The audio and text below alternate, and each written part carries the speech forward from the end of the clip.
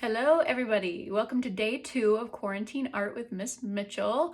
I was pleasantly surprised how many of you watched and liked and shared my video from yesterday. I love that you loved it. I had a great time making it, and I started this YouTube channel so that you don't have to be my Facebook friend to see the videos, although I would love to be Facebook friends with you as well. And all morning I've been digging through my old lesson plans to find more amazing projects for us to do together, and I found one of my all-time faves, which is making breakfast. As you can see, I have a lovely woven tablecloth as my background. I got eggs, I got bacon, I got toast, I got jam, and I even have the newspaper. Let me show you how we're gonna do it. Okay, so to make breakfast, you're going to need an assortment of colorful paper. Most importantly, 2 pieces that are the exact same size. We're gonna use these to weave together our tablecloth. You will also need a paper cutter if you have one, otherwise you can use scissors. You will need a ruler, and parents, you might want to help a little bit with this step because our paper strips need to be pretty close to perfect for our weaving to be nice and simple. And you'll need some glue, either a glue stick or some gooey glue. Either one will work just fine. Okay, so our first step is to get our background ready for our weaving. And I noticed that the paper I'm using is 8.5 inches by 11 inches. And for this step, it's going to be a lot easier if your paper is in even inches. If your paper is already 10 by 12 or 11 by 17, you're fine. But if you're using 8.5 by 11, we're going to chop off that extra 1/2 inch. And we do that just by making a little mark here on the edge of our paper at 1/2 inch and 1/2 inch down here. Flip your ruler around and connect those 2 lines with a line. And then we're going to chop off that extra 1/2 inch. That was good practice for our next step, which is cutting our strips. Let's see. Zip. All right, now we're 8 by 11, which is much better for these purposes.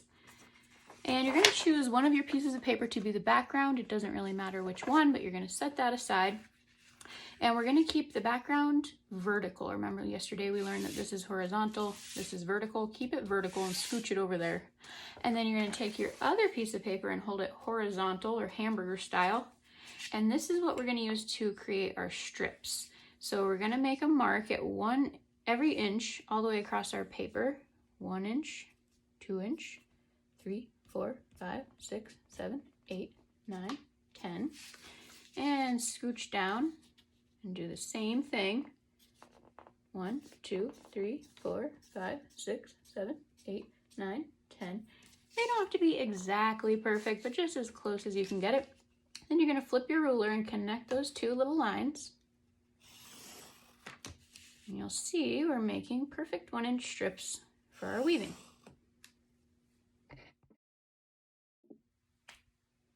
All right, I think that looks pretty good.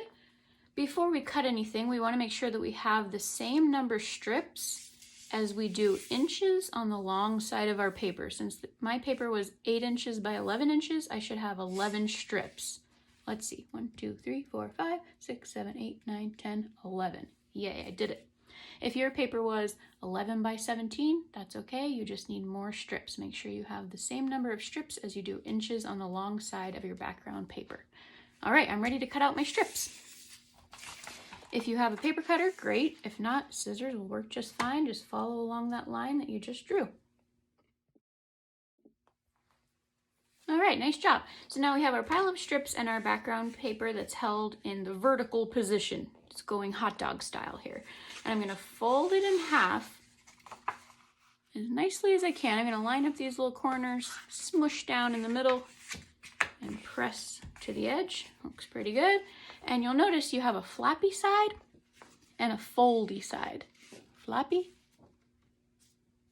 foldy, flappy, foldy.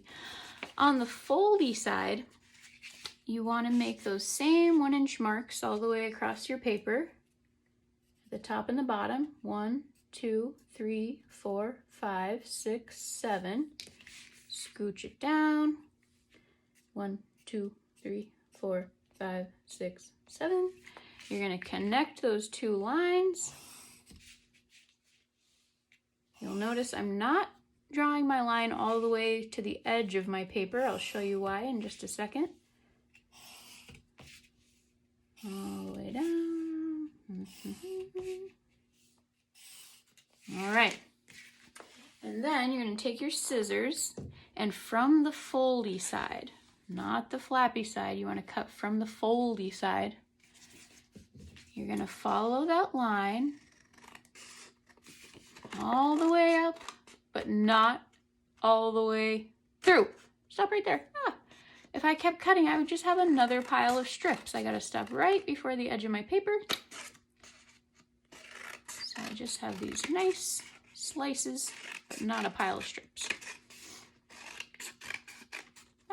Stop. All right. There we go. Then when you unfold it, you should have all these nice little slices to begin your weaving. Okay, the weaving is probably the most fun part of this whole project, but it's also probably the trickiest. So try not to get frustrated, just take your time and I'll show you how it's done. So whenever we're weaving, we're gonna think over and over again in our head, over, under, over, under, over, under, over, under. And that's because each time you grab a strip and go to weave, you're gonna go over this first slice, but then you have to go under the very next one. And notice I'm just gonna kind of wiggle my fingers back and forth and those slices will come apart and hopefully make it pretty simple for you to keep sliding that piece of paper over, under, over, under, over, under, over this one, under this one, over this one, under that one. All right, I did it. So it should look like a stack of little squares on your first strip, and then you can scooch it all the way to the edge as far as you can, and you're ready for the next strip. However, on your next strip, you have to do the opposite of however you started here. If you started here by going over, under, you have to start by going under, over. What? All right, so I'm gonna wiggle this strip underneath my first slice and over the next one. Aha, over, under, over, under, over. All right, and then same thing, every time you want to scoot that strip as close to the one before it as you can. Aha, and you'll know right away if you're doing it right. It should start to look like a checkerboard. See how they're going back and forth, back and forth, back and forth? All right, you're gonna grab your next strip, and I just went under, over, so now I'm gonna go over, under. All right, I think I can do that. And let's see, under, under, over, oh, wait a minute. Aha, I told you, you'll know right away if you're doing something a little goofy because it won't really look like a checkerboard anymore. You're like, wait, I went over, under, over. Oh, I went under, under. No problem, grab the tail end of that strip and just back it up, back it up, back it up. Aha. Oh yeah, I was supposed to go over on this one. No problemo. All right, there we go. There's our checkerboard. All right, you're going to continue that same process all the way across. I just went over, under. Now I'm going to go under, over. And don't forget, each time you want to scooch that strip back to the one before it.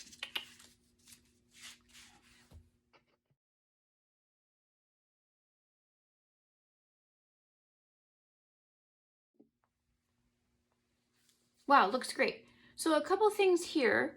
You might notice that you have one strip left over. That's okay. It just depends how close to the edge you made these slices. There might not be enough room, and that's okay. Or there might be almost enough room, and then you can cut this strip in half long ways if you want to try and fit it in there. I could probably sneak that one in there. And also, if you were weaving and your paper ripped on one of these cuts because it was too close to the edge, no problem. You can just put a piece of tape right there on the edge of your paper on the back side, and that'll hold it right in place. You can get back to weaving. We also want to add just a little smidge of glue to the tail end of all of these strips. Again, either a glue stick or your gooey glue will work just fine. I like to use the gooey glue. And you're just going to go around and pull up the tab of the end of each of these strips and add just a little dot of glue. Dot, dot, not a lot, right? Just a little tiny bit is plenty to hold all those tail ends down. We did all that hard work, we don't want it flying out of there.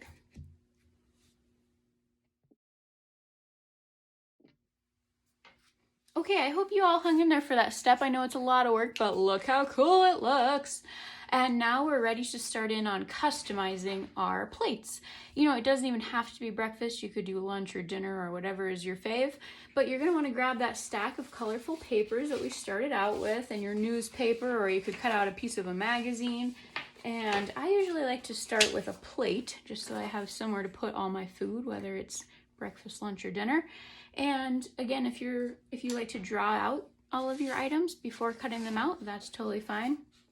Ooh, it's St. Patrick's Day today, isn't it? I'm gonna make green eggs. Green eggs and ham. Sounds pretty good. But if you like to draw your stuff first, find the pencil. And eggs are kind of just a blobby. And then maybe a yellow yolk. Draw your circle first. Oh yeah, looks pretty delicious. Just follow along, we're practicing our chopping skills.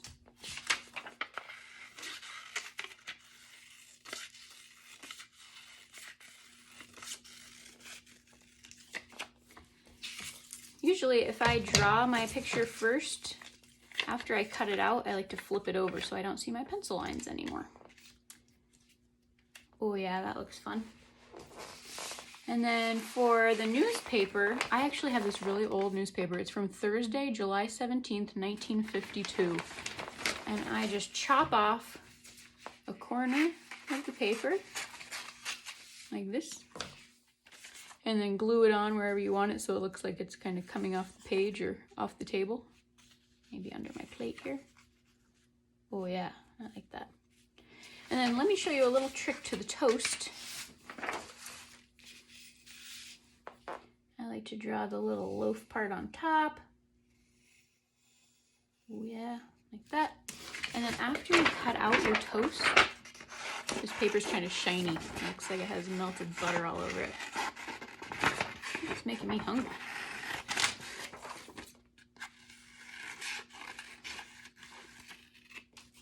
All right, and then you glue it onto a darker brown piece of paper on the pencil side. Splat. And then you can trace around the smaller piece just a little bit bigger, and then you have crust. I love it. Now you'll notice I haven't glued anything down to my plate yet, and that's because I want to be able to get all my parts ready and decide exactly where I want them before I glue anything down, because once it's glued, it's pretty stuck. Oh yeah. See, like maybe I want to layer my eggs over top of my toast. Or maybe I want to add a little bit of butter. You could just cut out a little square of your yellow paper, or any color. Ooh, butter. And I have this really fun patterned paper. I'm going to use that for my napkin. Wowie wow. You could add silverware, you could add jam, you could add bacon, whatever you want. Go crazy.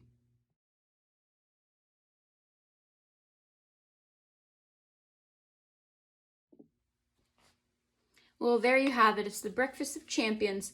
I hope you all had fun. Happy St. Patrick's Day. And I even have a joke for you. What's an egg's favorite thing to do under quarantine? Karaoke. Well, there you have it. I hope you all enjoyed today's project. I hope you're hanging in there.